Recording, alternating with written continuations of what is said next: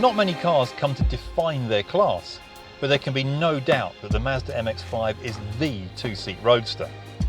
And most remarkably, this car, which is so obviously inspired by the great sports cars of the 1960s, has been in that position for more than 25 years. This is the fourth generation of the car, and it adds some decidedly 21st century technology to that classic recipe in an effort to keep it at the top of its class.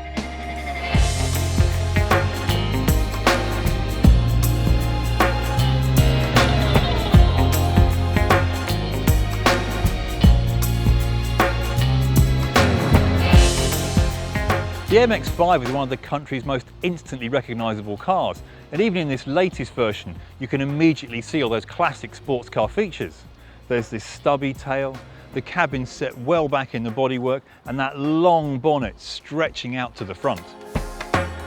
But to bring it bang up to the minute, this sharply chiselled nose is finished off with the latest automotive fashion accessory, LED lights. So far, so MX-5. But it's the details about this design that tell you what this car is all about. It's pretty much Mazda's company motto that smaller is better. So this car is shorter and lower than its predecessor, and with the wheels stuck out at each corner, it's got an aggressive stance that perfectly suits its role as an out-and-out sports car.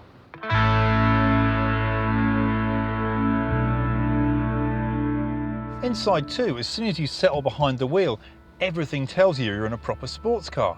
You sit low down to the ground, your legs stretched out in front of you, and your hands on this sports steering wheel. Better still, the MX-5 isn't the woefully cramped and impractical thing you might have expected. In fact, even a 6-footer like me has enough head and leg room inside here. Sadly, this wheel only adjusts for height, so it can be a little tricky to get really comfortable unless you have longish arms, but the visibility is excellent and you get a fantastic view down the road. Admittedly, this high central transmission tunnel does make the cabin feel a little narrow, but it does contain just about enough cubbies to swallow all the odds and ends you need on a longer journey. There's no denying the boot is pretty small, but it does have enough room for a couple of soft bags, and much more importantly, this roof is an absolute doddle to use, and you can fold it away in just 5 seconds flat.